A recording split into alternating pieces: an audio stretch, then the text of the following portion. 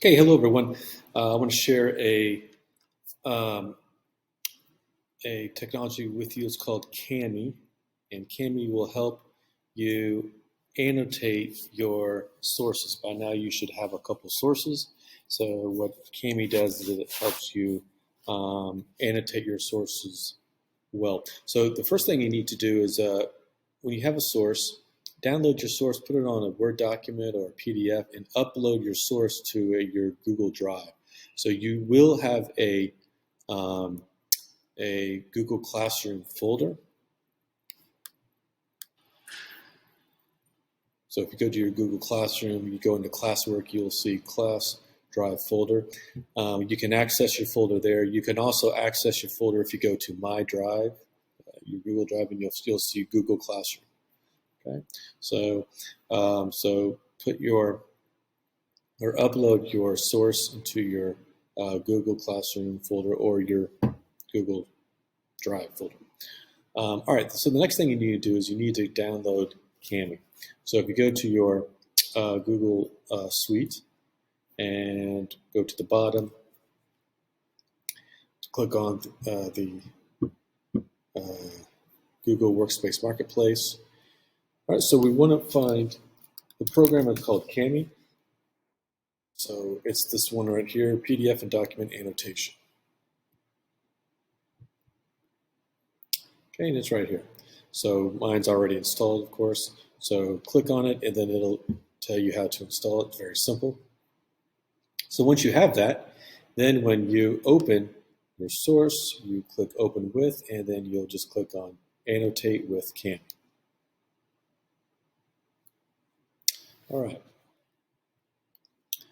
So I just want to go over 3 features that you'll probably use a lot when you annotate your sources. There's markup, there's comment, and then text box. Okay, let's start with markup first. So, this is just a highlighting feature. So let's say you want to highlight something in your source. You highlight it. Oops. And then you can choose a color. So I'll choose yellow for this one. Okay, so now it's highlighted in yellow. Now let's say that I want to add a comment someplace. Click on the comment, and then you just put your cursor to the exact location where you want to comment and just double click. Okay, and I'll just make a comment here. So let's say that I want to find the purpose for this article. So I'll make a comment here that tells me that this is the purpose for the article. If I'm writing a summary or something. All right. So comments are very easy to make. You can put them anywhere you want. So let's say one here, just double click. And then if you want to erase it, you can always delete it like that. Same thing here, just click on the highlight. You can always delete the highlight.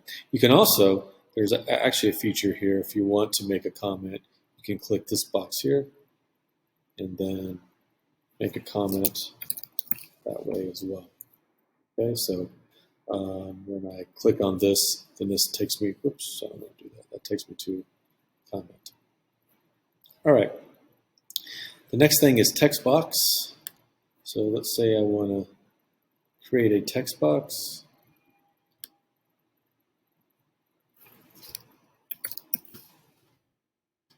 Okay, so let's change the font here a little bit. Let's put that 24. Okay, okay, so text box, sometimes you can, if you want to sort of organize your annotations, or if you want to, instead of a comment, comments sometimes can be distracting. Let's just say you want to, if you want to kind of put labels for your notes in your sources, you can do it like that. Okay, so text box can also come in handy as well. All right, so this is essentially these are the three main features for Cami. Actually, I want to go over one more, and that's drawing. Sometimes this will work. You can just, if you want to circle something, you just go like this. I don't use the drawing feature because I have a touch pad and it's just not very neat. So that's how it works. I mean, of course, if you want to erase it, just click eraser, and then you can erase your drawing that way. Okay. So markup, comment, and text box. Obviously, the highlighting I use a lot. The highlight feature I use a lot. The markup feature I use a lot. And then also comments. I like to put in comments as well. Occasionally, I'll use the text box, but I find the comments to be really helpful. Okay, so I hope this is helpful. Again, this is called Cami.